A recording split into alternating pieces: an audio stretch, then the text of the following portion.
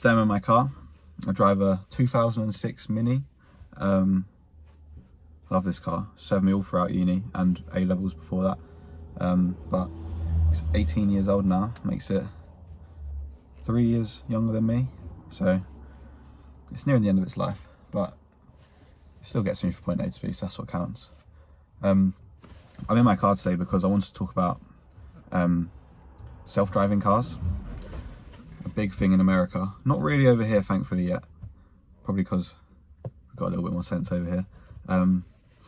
But just it sort of summarizes AI as a whole, I think, when you look at like automated driving, because an automated car really has so much power, because obviously, you know, when you're in a car you can easily kill or be killed. It's a dangerous experience. You've got to be on the ball, and you're basically, if you're letting the car drive you, you're putting all of your faith in that car, and that is really scary to me. I would never ever do that.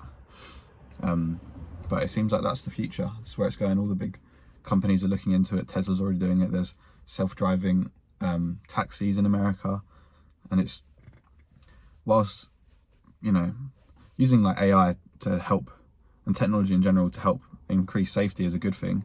For example, new cars where they can detect, they have like face sensors, they can detect if you're falling asleep and tell you to pull over and stuff like that, which is obviously brilliant. But you've still got direct control. You're in control of the vehicle. You can choose what you do, which is, you know, it leaves room for human error, yes, but at least you're responsible. It's the same with anything, I think, with AI in hospitals and stuff. If they would roll out like an AI like GP who could sort of tell you you've got this and that, I wouldn't want to use that, because, for example, a few years ago my sister went to a GP because her stomach was really painful, and they told her she had a urine infection. But then after, I think it was another day, my dad was like, there's no way this is a urine infection. So they went back, and it turned out she had a burst appendix, and if they waited a few more days, the poison could have killed her. And there was someone who could take responsibility for that, and they did. Granted, we didn't, you know, some people might have done more, but we didn't want the man to lose his job or anything like that, but he was held responsible. And that's something that you can't really do with AI, because there's no face. It's just a blank canvas of generation, if you know what I mean.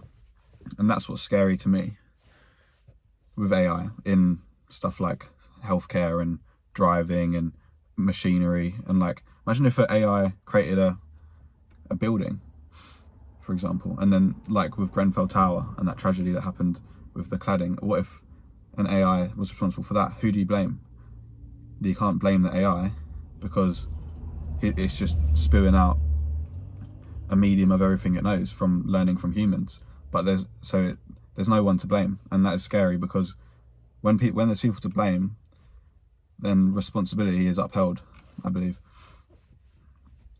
If, you know, builders could build a house and not be blamed if it was rubbish, they'd obviously build 10 houses a day. They'd make the worst houses you've ever seen, but because they're responsible for what they build, they make sure it's of a good quality. Same with cars.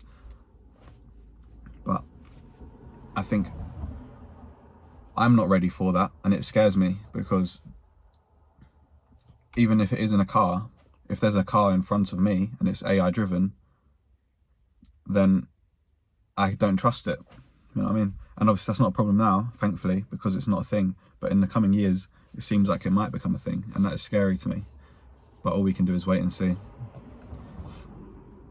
Like, I've already seen videos, and this is where it's awkward, because I've seen videos, there's Tesla driving past right now. I've seen videos of Teslas like swerving out of the way of things, going like 70 miles an hour and saving people's lives. And then you think, wow, that's amazing.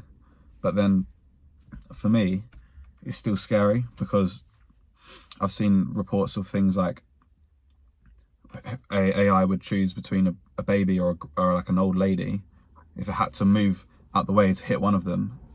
And it's like, God, that conversation is terrible. I don't even want to think about that. That's not something you think about when you're driving. You don't think, if I am in a crash, who am I going to hit? Because it's all so quick. And maybe I'll eat my own words. Maybe in a few years, AI cars will be the future, and everyone will be driving them, and they'll be super safe, and there'll be no crashes. And that'd be brilliant, but not at the moment, not yet. I don't think so, not yet. But thankfully, at the moment, the British government are wise enough to not let this go through. So hopefully they'll stick to their guns for at least a few more years until these technologies are proven to be 100% safe. But who knows, we'll see.